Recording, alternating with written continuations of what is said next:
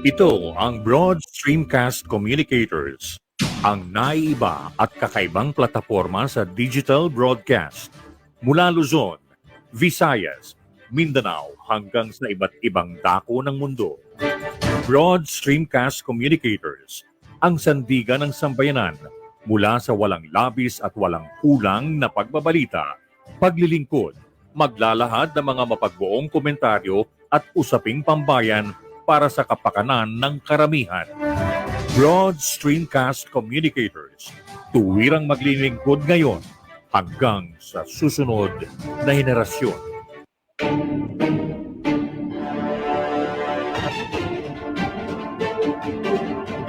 Ang sinumang lingkod bayan ay may tungkulin na pinanumpaan. Nanumpa na maglilingkod ng buong puso batay sa tanggapan na kanyang pamumunuan. Bago ang lahat, mamamayan muna. Ito ang palatuntunang maglalahad ng mga tuwirang impormasyon upang magsilbing gabay ng ating mga nanunungkulan saan mang tanggapan ng pamahalaan para sa kapakanan ng mamamayan. Bago ang lahat, mamamayan muna. Maglalatag ng mga naangkop na payo para sa lahat ng mamamayan na umaasam ng tunay na pagbabago at kaginhawahan sa buhay. Bago ang lahat, mamamayan muna. At ngayon, narito ang inyong lingkod, Cora Alma de Leon.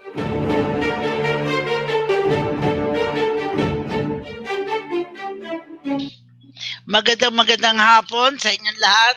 Good afternoon. Ako'y natutuwa na meron naman tayong Huwebes na programa ng Bago ang Lahat, mamamayan muna. Gusto kong sabihin na excited ako na ipaalam sa mga hindi pa nakaka-tune in, pakitawag nyo mga kaibigan ninyo, kapamilya ninyo to tune in to our program Bago ang Lahat, mamamayan muna every Tuesday, Thursday, and Saturday at 5 o'clock p.m. to 6 p.m. Gusto ko din sabihin na kasama ko co-anchor dito, si ating kaibigan, si Dr. Raymond Arcega. At ngayon, again, we're fortunate na ang panauhin natin ay isang nakita ko pa nung high school pa yan. Kakilala ko pa yan. I refer, of course, kay Dr. Nathaniel Dinky Bon Einsidel. I-interviewin natin siya at it will really be a conversation with him. So sisimulan natin ang programa. Bago ko makalimutan, follow me on Facebook at Corazon Alma de Leon. And of course, you may contact me on sa 0918-912-3546. At ngayon sisimulan na natin. Katulad ng dati, ang pinakaparte ng programa na ngayon natin ay yung prayer for the nation. It goes like this. Lord, let me be the change I want to see, to do with strength and wisdom all that needs to be done, and become the hope that I can be. Set me free from my fears and hesitations. Grant me the courage and humility. Fill me with spirit to face the challenge and start the change I long to see. Even if I'm not the light, I can be the spark in faith, service, and communion. Let us start the change I want to see, the change that begins in me. At katulad ng dati, ako ay bibigay ng aking panunumpa sa watawat. Ako ay Pilipino, buong katapatang nanunumpa sa watawat ng Pilipinas at sa bansang kanyang sinasagisag, na may dangal, katarungan at kalayaan na pinakikilos ng sambayan ng makadiyos, makakalikasan, makatao at makabansa.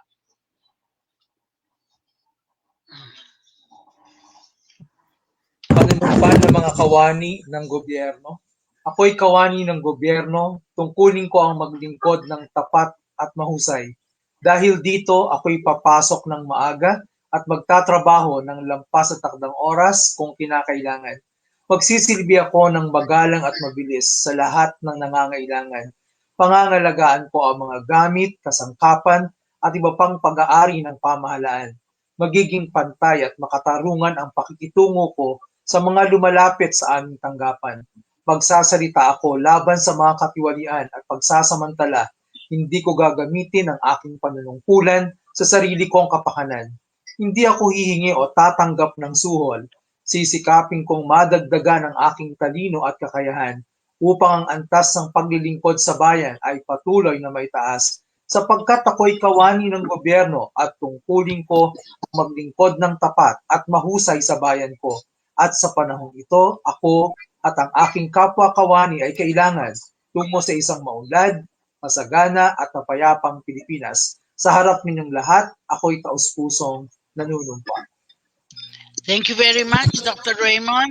At ngayon, babasahin ko yung aking reflection for today.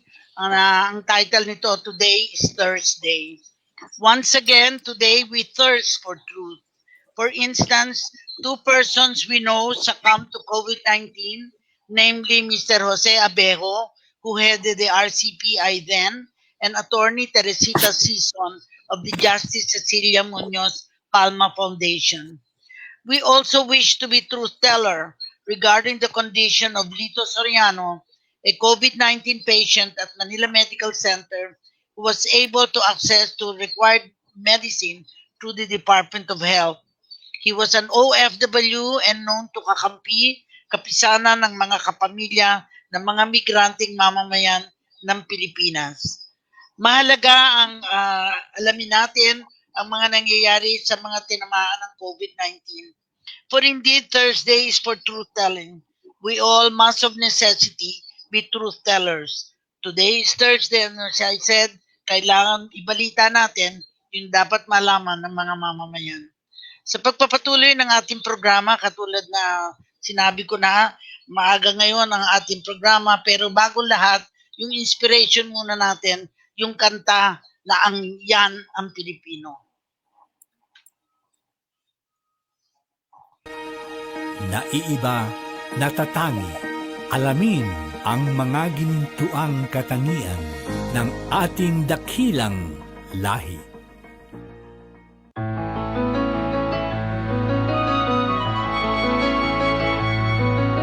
Iba-ibang ating pinagmulahan, sa iisang bayang sinilangan.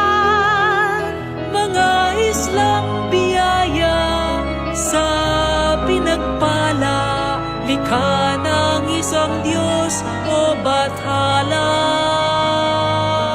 Tinataglay ang dakilang yaman, sa ating binigay ang perlas ng silangan. Gintong lupa't karagatan, kay gandang kalikasan, ito'y sasagipin pangangalagaan. Yan ang Pilipino, mapalad ang lahing ito, likas ang talino, kailangan ng mundo ang Pilipino. Mapagmahal ang lahi ko, may tapang malasakit, kaming mga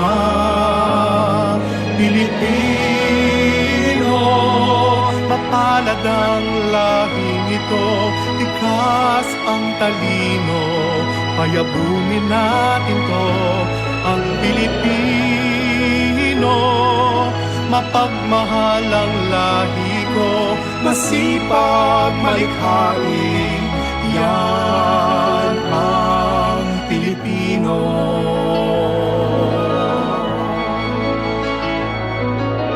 Halo-halo man ang ating ibig, iisa pa rin ang ating lahi. Katotohanan ng kalooban, ating isabuhay. Ako, ikaw, tayo'y magmahalan. Yan ang Pilipino, mapalad ang lahing ito, likas ang talino, kailangan ng mundo ang Pilipino. Mapagmahal ang lahi ko, ay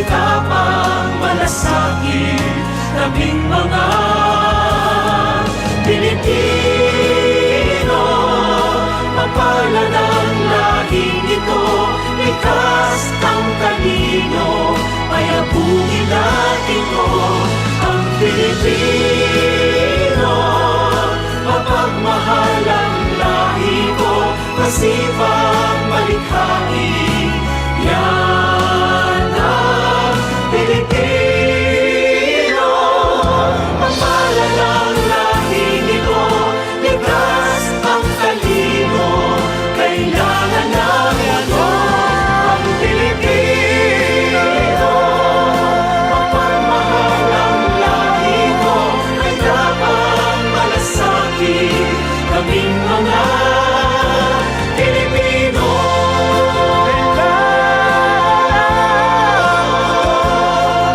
Likas ang talino, payapugin natin ko ang Pilipino. Isa ang lahi, halo-halo man ang ibig, yan ang Pilipino.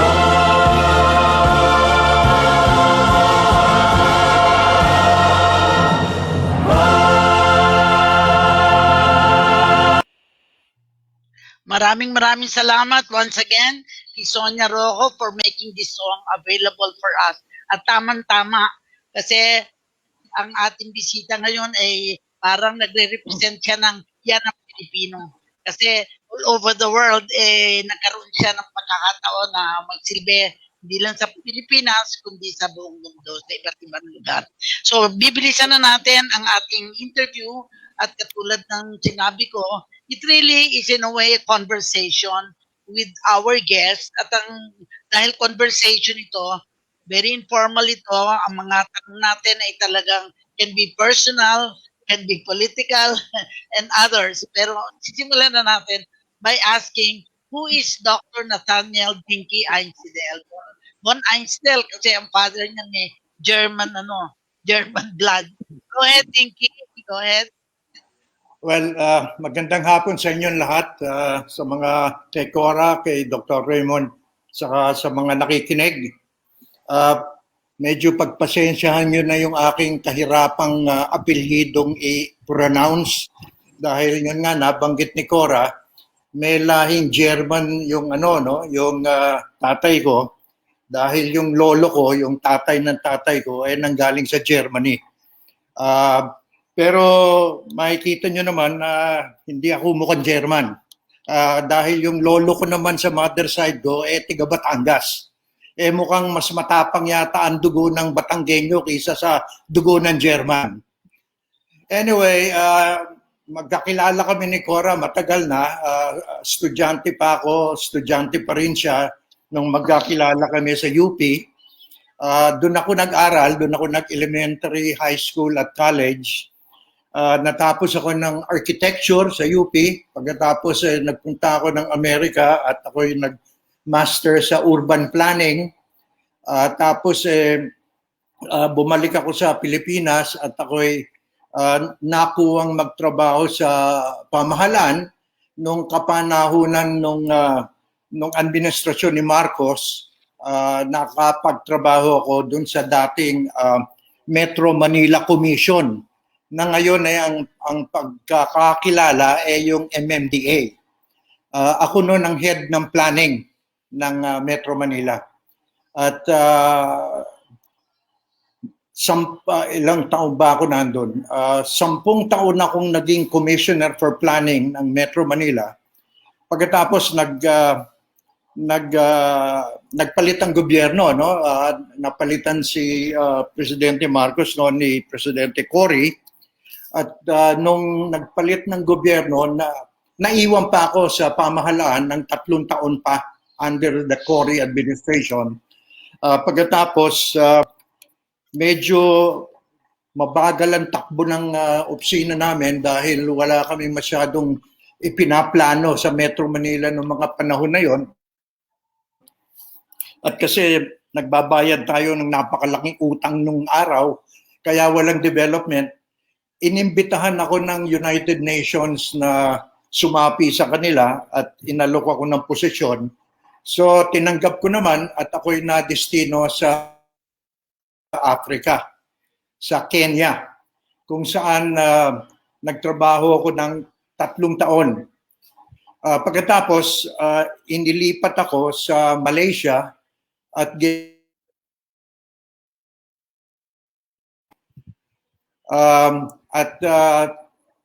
ang coverage ko, yung mga countries ng Asia Pacific, kasama ng Pilipinas. No? So 5 taon akong nasa Malaysia, naglilibot-libot sa mga bansa dito sa Asia Pacific. Kasama niya dyan ang Cambodia, ang Indonesia, ang Bangladesh, India, Pakistan, etc. Siguro mga siguro mga 12 bansa yata yung aking binibisita nung araw. Pero matapos ang 5 taon sa Malaysia, inilipat ko yung aking opisina sa Bangkok, sa Thailand. Dahil na kailangan namin makipag-partner sa isang organisasyon na pwedeng magtuloy ng aming trabaho dahil medyo natutuyo na yung aming funding. Dahil alam niyo sa international organization, medyo naghahanap ng flavor of the month. Pag medyo luma na, naghahanap ng bagong programa. So medyo nagkakaroon ng tinatawag na funding fatigue. Napapagod na yung mga nagbibigay ng pondo. So naghanap kami ng mga kapartner, nakakita kami ng kapartner sa Thailand. So inilipat ko yung opisina ko ron at 5 taon kong inalagaan din yung aming partnership with the Asian Institute of Technology. Itinuloy namin yung pagtulong namin doon sa mga developing countries dito sa Asia Pacific hanggang inabot na nga ng pagsasara ng programa at dinesisyonan ko na umuwi na dito sa Pilipinas. Medyo nakonsensya ako na matagal kong hindi nakikita ang aking mga magulang. Bihira kami magkita. Sabi ko, tumatanda sila, dapat siguro umuwi na ako para at least naman makasama ko sila habang buhay pa sila. So, umuwi ako dito noong 2004 at pamula noon hanggang ngayon, nandito na ako. At dito na ako nagtatrabaho ngayon. Supposed to be retired na ako pero pareho kami ni Cora. Magkakasakit kami pag tumigil kami magtrabaho eh. Kaya tuloy pa rin ang pagtatrabaho. So I'm doing nagkukonsulta ako sa meron ako mga projects na consultant ako sa urban planning, sa environmental planning. Ang huling malaking project kong hinawakan yung pagtulong dun sa mga nasalanta ng Yolanda sa Eastern Visayas. Yun ang pinondohan yun ng ADB. So yun ang aking huling medyo malaking naging project. Ngayon, mga maliliit na lang yung mga projects pero okay lang naman dahil lockdown din dito lang ako sa bahay ngayon nagtatrabaho. So yun na lamang muna siguro, Cora. Yes, thank you very much. I am sure si Dr. Raymond Arcega ay intrigue sa iyo kasi all over ka, Africa. And of course, gusto ko nung ibalita sa mga nanonood, nakikita atin, na nabisita ka namin sa Bangkok ni Mami Ainsidel, your mother. I accompanied her at talagang kitang-kita ko na yung capacity mo to be able to relate to all other countries na napuntahan mo. And dito naman sa Pilipinas, alam ko, didn't you develop a local, Carmel Ray ba yun? Yung isang housing development? Merong Carmel Ray. Yung sa Laguna. Yes, oo. So, and then of course, there was also, I think, an area in Bulacan na meron ding project doon. I remember meron pa rin yata doon. Yeah, yun ang isa ang nauna kong project nung araw. Nasa tabi ng Sapang Pala yun sa San Jose del Monte. Okay. Oo. Ngayon, ano na yun? pag-aari yung lupa nila Greggy Araneta. So ngayon, Okay. nakipag-joint venture siya sa Ayala at saka sa Santa Lucia land. Dinidevelop na yung lugar na yon at magkakaroon nga sila ng station, ng extension ng MRT papunta dun sa lugar na yon. So talagang at that time when you were engaged, wala pa yung development na yun, ano? Pero yung may-ari ng property, may future thinking na tungkol doon, ano? So we will ask Raymond. I am sure you'll be interested kasi ito, planner ito to the highest degree. Ha?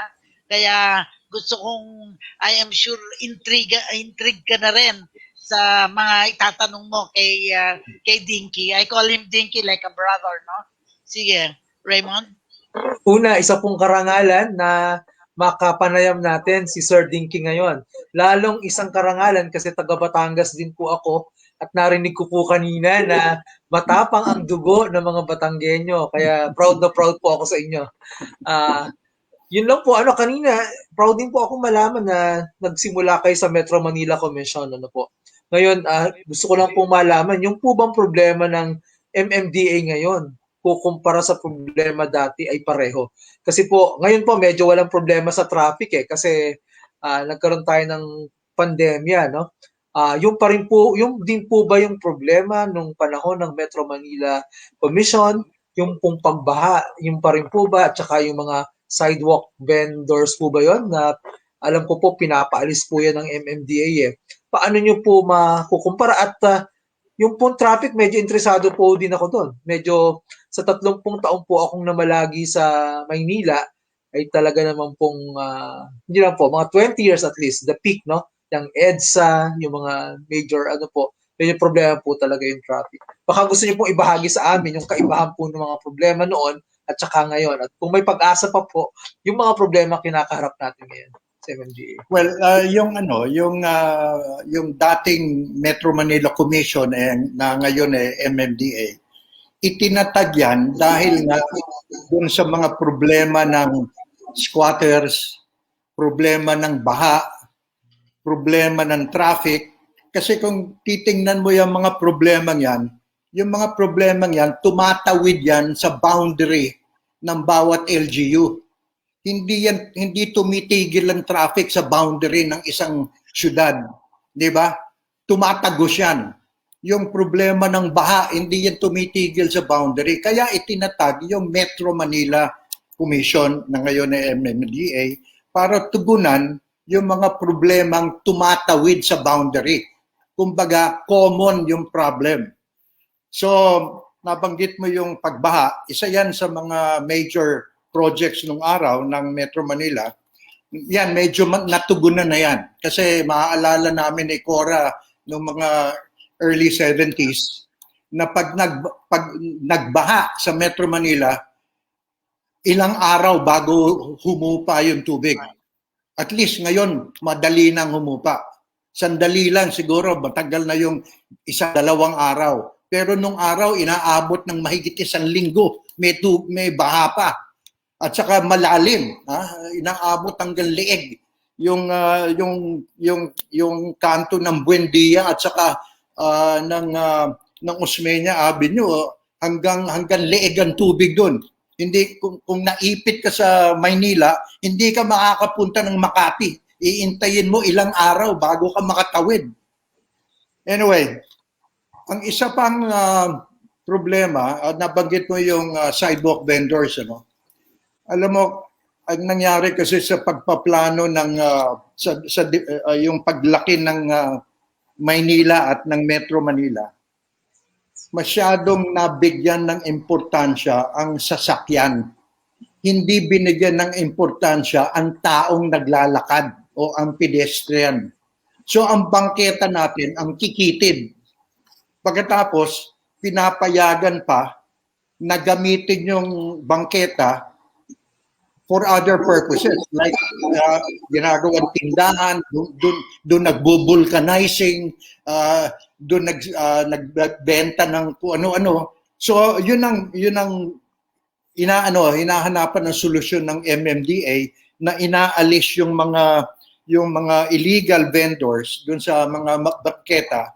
Kasi nga, ang nangyayari, yung mga tao, instead na makapaglakad sa bangketa, sa kalye naglalakad. Which means, delikado, baka sila masagasaan, at saka pati, nakakaabala sila sa daloy ng traffic. No?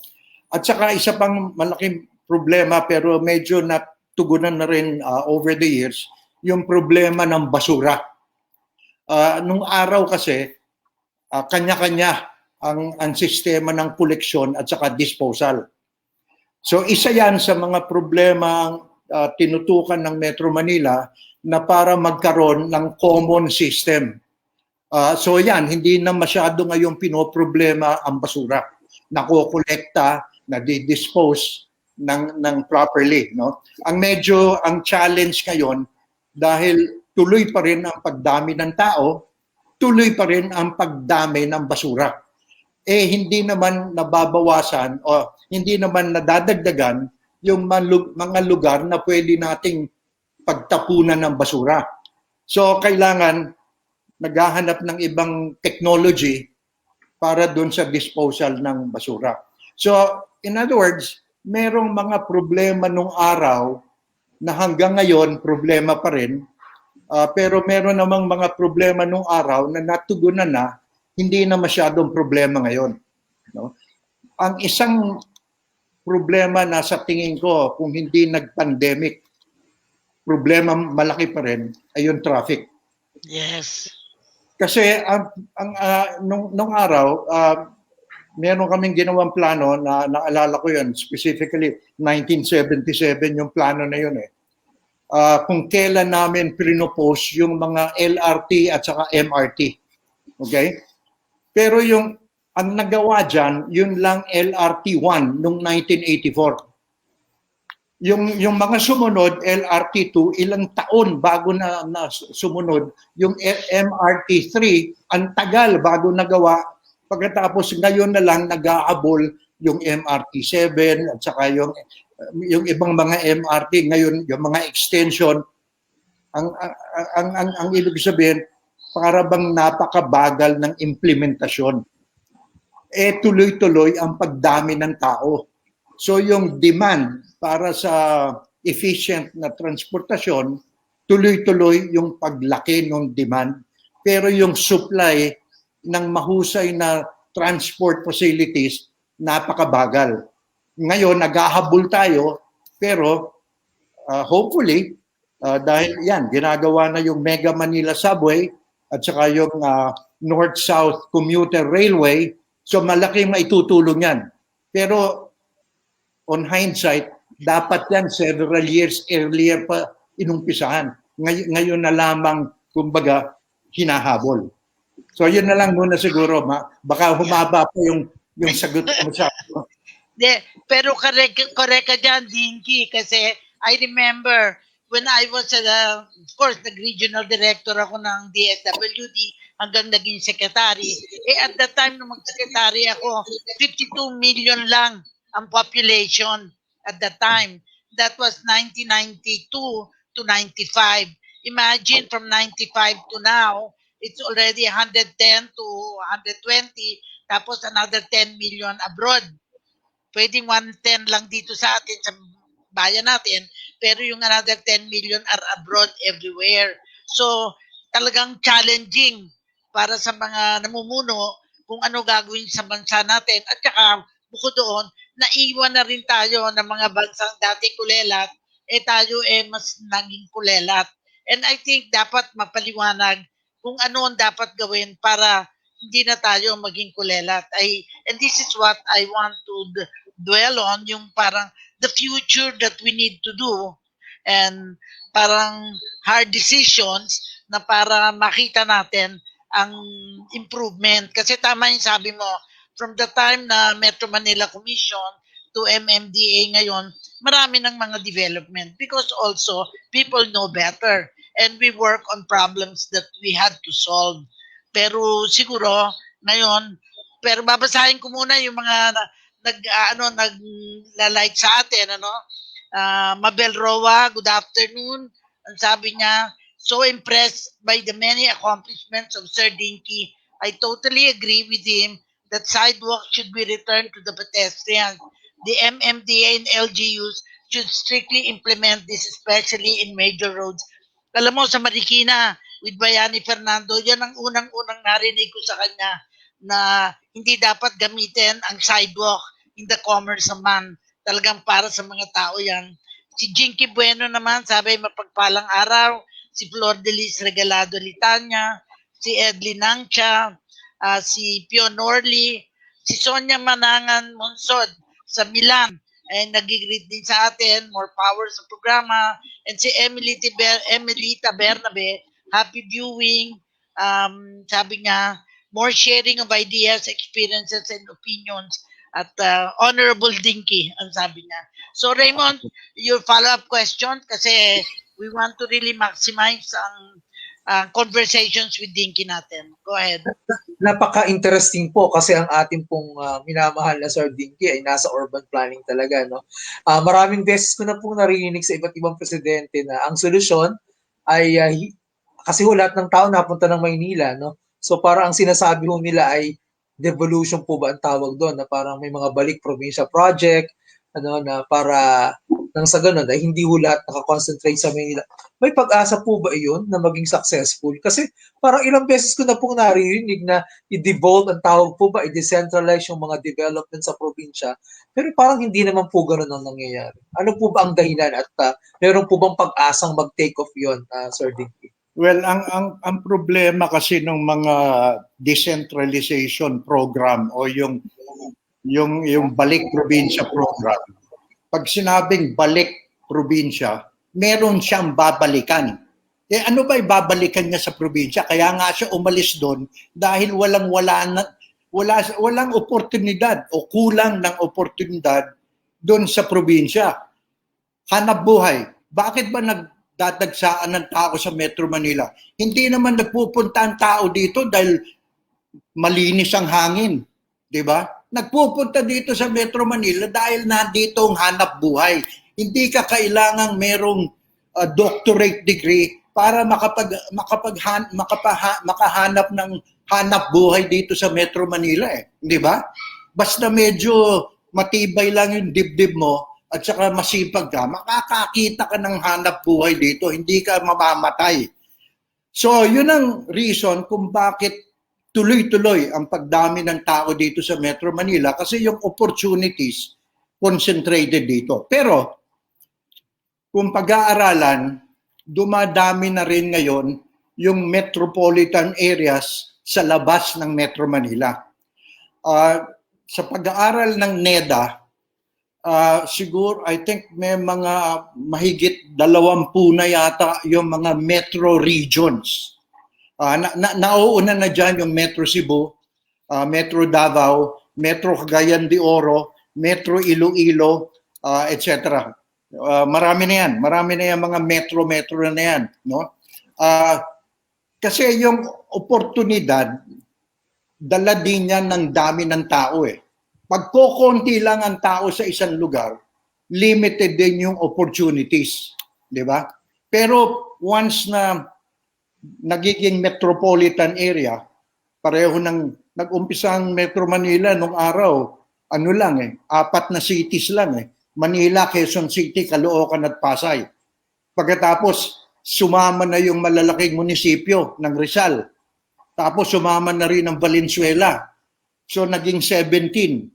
Ngayon, punta ka ng Cebu, di ba? May Metro Cebu na, may Talisay, may yung mga Mandaue, etc. Punta ka ng Cagayan de Oro, meron ng Metro Cagayan de Oro. Sa Iloilo, may Pavia, may marami ng So dumadami yung opportunities. Ang kailangan suporta ng infrastructure. Kaya yung programa ng Build, magaling yan. Malaking na itutulong yan. Kasi yung mga investors, yung mga negosyante na gustong magtayo ng bagong negosyo, naghahanap yan ng mga bagong lugar na mapuntahan, na ma-develop. Ngayon, kung yung internet mo papatay-patay at saka ubod ng bagal, hindi ma-attract yung investor magpunta sa lugar na yon, di ba? So kailangan yung infrastructure support, okay yung kalye, pero hindi dapat kalye lang. Pati yung telecom system, importante yun dahil hinahanap yan ng mga investor. Isa pang hinahanap, power, energy, na mura lang. Hindi yung ubod ng mahal. Kasi may mga lugar, masyadong mahal yung energy.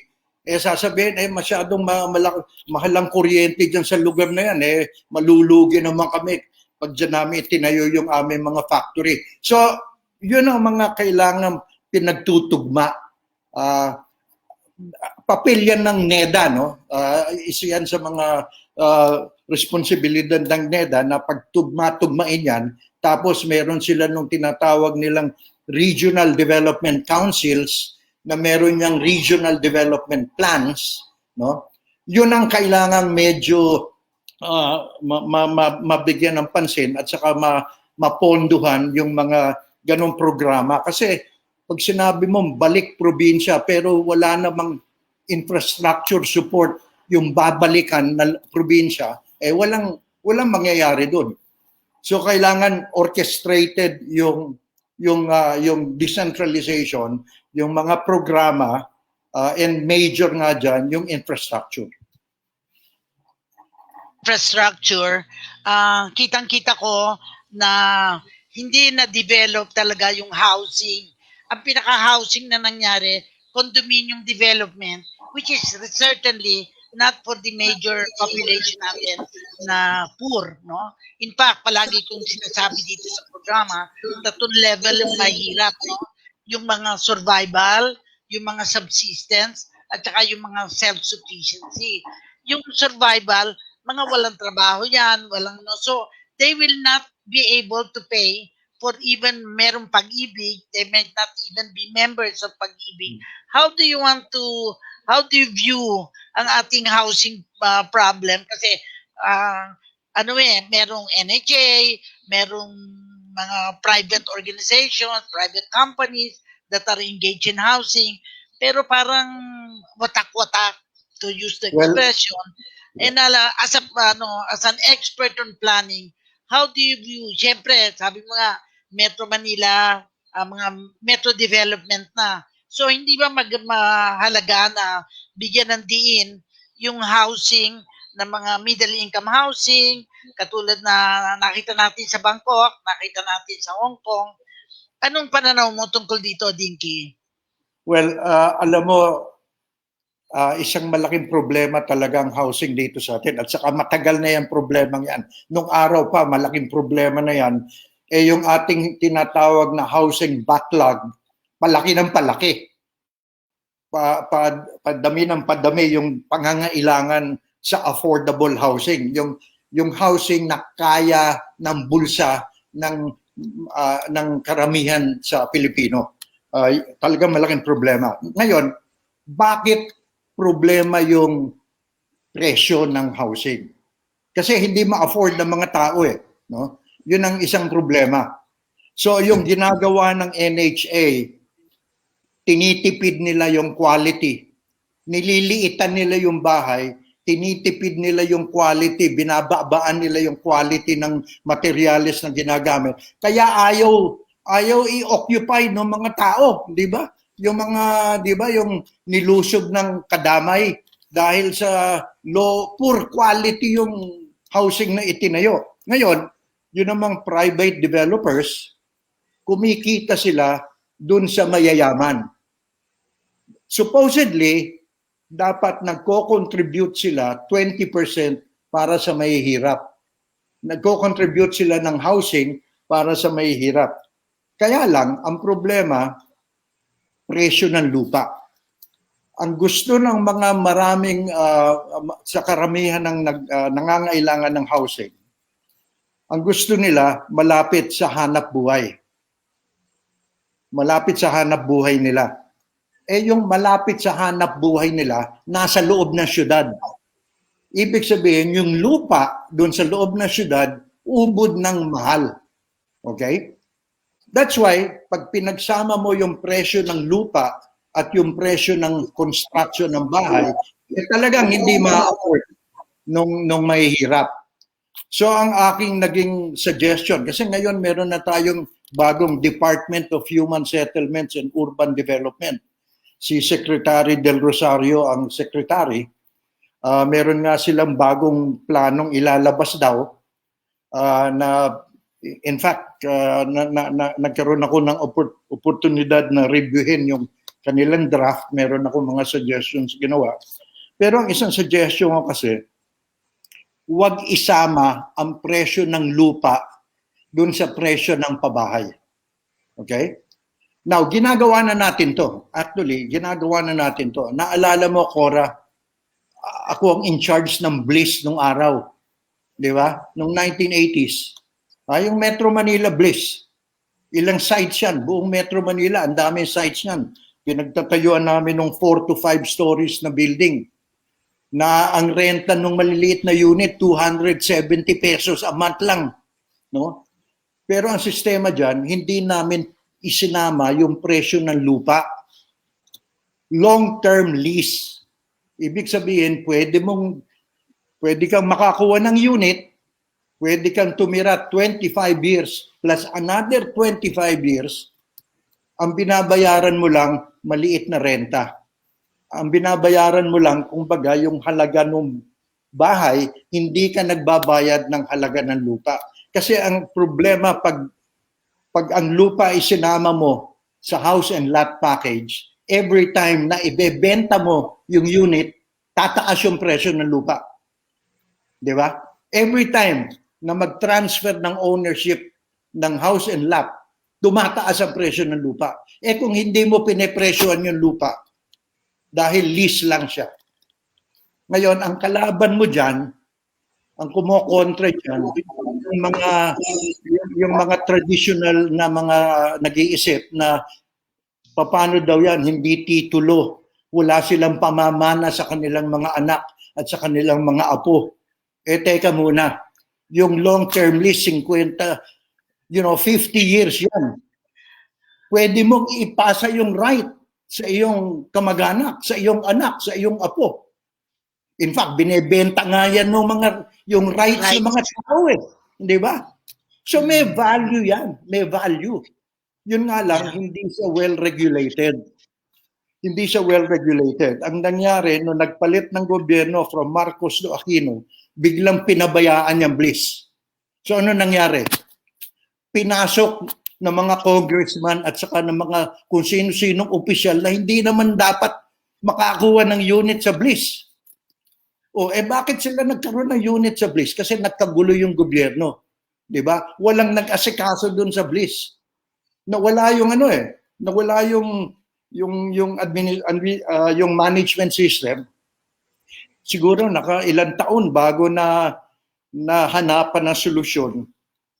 By the time na nahanapan ng solusyon, nagkasira-sira ng ibang mga buildings, pagkatapos ayaw na magbayad ng mga nakatira doon, tapos yun nga, nagbentahan ng rights, ang pumasok yung mga overqualified. No? Yeah. So, it's a combination of things. Housing kasi is a masyadong komplikadong problema yung housing. Pero yun nga, ang isang major cause ng problema ng affordability is yung presyo ng lupa sa loob ng cities.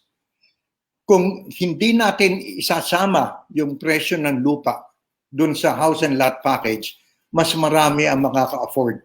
Yun nga lang, kailangan nating palitan yung mindset ng mga tao na ang palaging hinahanap titulo para may ipamamana. No? Teka muna, ano ba mas importante? Meron kang ipamana o meron kang matirahan? Kisa sa kalye ka na natutulog, hindi ba? I think yun ang kailangan nating sigurong pag-isipan kung paano yun. Yeah. Well, I have seen the housing in Singapore. I've seen the housing in Thailand. And of course, nakita ko din, napatira ako sa New York. In fact, yung housing and Urban Development, Department of Housing and Resettlement yata, yun ang pagtrabahuhan ko, yung mga senior citizens nakatira sa ground floor sa mga apartments kasi accessibility. At saka I like the idea dun sa Bliss na 5 stories lang, parang walk up, di ba? Kasi may sa mga old apartments sa New York, ganun din eh. Ang gusto ko lang sabihin, di ba mahalaga na maging responsibilidad yan ng local government? Magpondo sila para i-develop at saka yung hindi na ibebenta yung lupa, they will never own the land, pero habang buhay sila ay kanila yung bahay nila, nakatira sila. And I think yung low level, and I see that in fact sa DMCI, medyo yung development, not that I'm advertising that, pero nakita ko lang, iba-ibang klaseng development na affordability is the consideration. Yung mga young people, young married people, they can already invest in small housing project ng mga, sabi ko nga, mga, at saka yung ginawa ng araw ng mga Project 7, Project 4, kaya lang, low level. Sabihin, masyadong malaki ang lupang na occupied by one family, two families, samantalang if you have medium rise, mas maraming magbe-benefit. Ito yung nakita kong future na kahit man sabihin late na tayo, still pwedeng makahabol to identify the areas na pwedeng hindi nila mabibili yung lupa because they will just be able to access to affordable housing. Yeah, What do you think? Meron akong gustong idagdag dun sa sinabi ko, Cora, no, related Oo. dito sa topic ng affordable housing. Nabanggit ko earlier na yung sa transportation, meron tayo ng commuter rail project na under construction. So ngayon, in-award na yung construction ng Malolos to Clark. Yung portion na yon, yung Malolos to Clark. And then yung Malolos to Tutuban, susunod na yan. Pagkatapos, I think in the next maybe 2 years, 2 to 3 years, yun namang Tutuban to Calamba ang umpisahan. So anyway, between Clark and Calamba, there are something like siguro mga 40 stations. 40 stations. So kunyari, pwede kang nakatira sa Malolos, tapos nagtatrabaho ka sa Divisoria, in 30 minutes, nasa Divisoria ka, kahit na yung bahay mo nasa Malolos. Okay? So, dahil consultant ako dito sa project na ito, nitong commuter rail, sinuggest ko na dun sa lugar ng bawat istasyon, magkaroon ng affordable housing. Yes. Rental. Oo. Rental. Hindi bibilin. Bibilin, renta lang. Tapos may rules ito. Kasi kung pwedeng, kunyari, yung housing, yung unit mo na condo, let's say 4 or 5 stories, nando ka sa Malolos, lalakarin mo lang yung stasyon, sakay ka ng train, baba ka sa Divisoria, in 30 minutes, nando ka na sa Divisoria. Okay? Kunyari, kung ang trabaho mo nasa Cainta, lipat ka ng LRT2 doon sa Tutuban, punta ka na ng Cainta, di ba? So that's probably another maybe 40 minutes. Anyway, so ang opportunities mo ng hanap buhay, nabo-broaden ng transportation. Tapos yung housing, hindi na kailangan nasa loob ka ng city. Kasi kung meron ng transport, madali mo nang ma-access yung source ng hanap buhay eh. Dahil nandoon na yung commuter rail eh. 'Di ba? Ang ano nga lang, ang importante, kailangan ma-secure yung mga lugar na pwedeng pagtayuan ng housing doon sa tabi ng stasyon. Kasi otherwise, kung hindi ma-secure yan, baka mangyari pareho sa MRT3. Bawat stasyon ng MRT3, puro pang mayaman yung condominium na nakatayo. Di ba? Pag sumakay ka ng MRT3, bumaba ka sa mga stasyon, ano yung mga condominium na nakapaligid doon sa stasyon? Puro pang mayaman. Paano naman yung mahihirap? Tapos sasabihin, doon ka sa relocation site, sa General Trias. Ubod naman ang layo yung mga yun. Di ba? So, kailangan dun sa malapit sa station. Anyway, yun yung isang pinupursu ko ngayon. Kaya nga ang feeling ko, napakaiksi ng time natin ngayon kasi yan ang talagang gusto namin bunuin din ni Dr. Raymond kasi pati mga guro kasama diyan eh, yung housing para sa mga Yes. teacher. Kasi kung magtayo ng housing, ang lalayo, no? And therefore, afterwards, they abandon the area. Kaya mahalaga na maging talaga importante yung programa ito. Siguro, ang nakikita ko, maybe Raymond, do you have a suggestion? Kasi baka dapat talagang bunuin natin yung topic na ito sa mga kundi man this month. Tingnan natin kung ano pa yung areas. Kasi ang gusto kong makita, model communities Dinky, yung may nagawa na tungkol sa affordable housing and therefore happy yung mga tao. Kasi tama ka hindi affordable, maganda ang bahay, hindi affordable. At saka yung problema din natin yung maintenance ng mga nakatira. Nung sa simula, pag in-inaugurate, maganda because my first job was community center director of Punta Santa Ana. First 7 stories yun Pero one room affair naman, parang it is so unfair for the families, no? Pero Raymond, your comment because we will be ending our program shortly. Go ahead. Una, kino-comment ko po si Sir Dinky. No? Napakaganda po ng konsepto ng bliss. Sana may ipagpatuloy. Nakita ko na po yan sa Guadalupe sa may papuntang Sa papunta UP. po sa office ko sa Makati Tapos alam niyo po, mukhang nasundan po yan ng lungsod ng Makati. Meron po ngayong housing, ganyan din po ang konsepto Hindi mo list lang siya. Tama naman po kayo Hindi mo naman di sa 25 taon, siguro naman nakabili ka na ng sarili mong bahay. Di ba? Bakit mo ba iisipin doon ka na habang buhay sa lugar na yan? Pero yun lang po. Gusto ko, By the way, yung Makati pa bahay sa Taguig, yung nasa boundary ng Taguig sa Barangay Rizal. opo, Makati Homes po. Ako nag-design nun. Maganda po. Maganda po. Napakalinis po. Opo. Storage yun. At saka bawat floor, may empleyado ang Makati City. Yun ang manager nung floor na yun. No? At saka meron silang waiting list para pag yung mga, alam mo na, hindi maiwasan kung isan, may mga pasaway, ayaw sumunod sa mga reglamento. So, pag 3 notices hindi sumunod, merong papalit sa kanila agad. Alam mo, isa pang project nga pala na maganda rin na sa housing, na model din ngayon, yung sa Valenzuela, yung Disciplina Village ang tawag nila Mayor Gatchalian.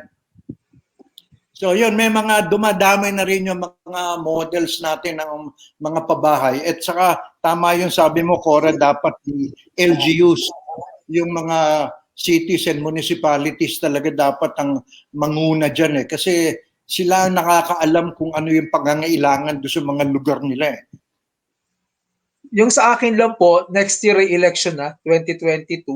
So mukhang importante pala po sa sino mang tumatakbo sa posisyon ang kaalaman tungkol sa urban planning kasi para mas maging maganda yung pag-invest ng funds ng government napakaganda po ng hapon na ito na pinagkaloob niya sa amin hindi lang po siya very academic kundi very practical para po sa darating nating eleksyon. So hayaan niyo po na pasalamatan po namin kayo personal, medyo maikli nga po yung oras.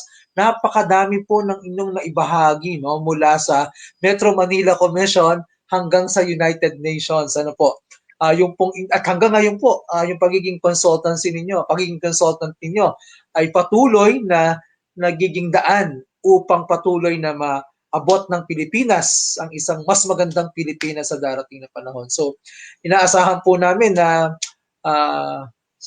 patuloy po kayong magkakaroon ng ganitong advokasya kahit sabi nyo nga retired na kayo kasi kailangan po namin ang katulad ninyo para mas maging maganda ang Pilipinas. Para po sa mga nakikinig, sana po wag nating sayangin ang mensahe ni Sir Dinky, bago ang lahat, pamamayan muna, pero hindi natin pwedeng ibigay lahat sa pamahalaan. Tayo ay bahagi ng solusyon at tayo ay bahagi ng pamahalaan. Yun lang po, Secretary Cora. Yes. Greeting ko lang si Rosalie Tirante, of course, si Marlene Penera Lim, si Elm Pin, si Larry Cruz, si Ambet Cayetano, si Randy Garcia Fabro at si Wendy Rebulido Jimenez, mga nag-greet sa atin, nakikinig sa atin. Yung housing, which is really in my heart, no, dahil nang ako din yung naging involved sa resettlement ng mga at that time squatter families, dinala sa Dasmariñas, dinala sa Bulihan, dinala yung mga malalayong lugar. Totoo yun eh. Kulang ang transportation kaya mga workers ay natutulog sa Luneta, sa Rizal Park para wag nang umuwi. I see that problem. But the model that you showed us, yung Bliss, if that can be kumbaga multiplied at the local government level, kasi mahirap naman yung low cost na malalaking lupa ang na-occupy eh. Because scarcity ng lupa eh problema rin natin. So siguro we need to have, later we will ask you talaga, anong syudad sa palagay mo have dealt with the problem of housing and you feel exemplary? Meron ka bang one or two cities na alam mo na exemplary sa housing? Dinky. Well, nabanggit ko nga yung yung Valenzuela. Meron kasi silang mga very successful housing projects sa Valenzuela. So isa yan. I think also sa Muntinlupa meron din yata silang naumpisahan. Alam mo importante rin kasi yung merong konting long-term vision yung mayor. Yes. Kasi yung madalas na problema kasi ng mga local governments, wala silang lupa or kulang ng lupa, no? Ngayon, kung bibili pa sila ng lupa, napakamahal na. Ang suggestion ko nag-o-auction kayo nung hindi nagbabayad ng amilyar, hindi ba? Bakit nyo ino-auction? Bakit hindi nyo i-confiscate? Yes. At yun ang pabahay, hindi ba? Galing. Anyway, magagalit yung mga may-ari ng lupa. At ayokong magkaroon tayo ng problema ngayon na issue din. Ang mahalaga ay look forward tayo to possibilities. So, I think we just like to ask you to give your final statement and then we will close the program, but with the guarantee that we will invite you to talk more on the housing situation. Dinky, go ahead. Okay, well, nabanggit ni Dr. Raymond yung yung importance ng urban planning. Natutuwa ako at nabanggit niya yan because as alam mo naman, Cora, pamula pa nung nag-umpisa ako dito sa urban planning, talagang yan naman ang buhay ko talaga all the way up to now. So talagang marami kasing problema ang masosolve sana kung talagang maganda ang pagpaplano at saka tuloy-tuloy ang pagpaplano. Hindi yung putol-putol na tuwing may bagong mayor, umpisa ka na naman sa zero, umpisa ka na naman sa bagong plano. Kasi meron namang continuity yung mga programa kung kukonsultahin mo ang mga tao. Kasi hindi naman nagbabagong residente ng isang lugar na ganun-ganun lamang. Di ba? So, I think yung community participation, very important to ensure continuity ng plano. Kung magpalit man yung mayor, at least yung mga residente nandun pa eh. Di ba? Yes. So, pwede kulitin nila yung mga bagong leaders na ituloy yung magagandang programa. Ngayon, kung maganda. Ang problema kung hindi maganda, dapat gumawa ng mas magandang plano. Correct ka dyan. So, looking forward tayo to another round para pag-usapan natin ang masalimuot na problema ng housing. Ito yung bibigay nating poem na binabasa ko palagi, yung ending ni Rabindranath Tagore when he wrote, "Where mind is without fear and head held high, where the world has not been broken to fragments by narrow domestic walls, where tireless striving stretch their arms toward perfection, where the mind is led forward to thee, into ever-widening thought and action, into that heaven of freedom, my Father, let my country awake." Ginising tayo ni Dinky sa possibilities, and of course, it can happen if we believe in this thought from Edward Hale. I am only one, but I am one. I cannot do everything, but I can do something. And what I can do, I ought to do. And by the grace of God, I will do. Maraming salamat, Dinky. And of course, Okay. kay Dr.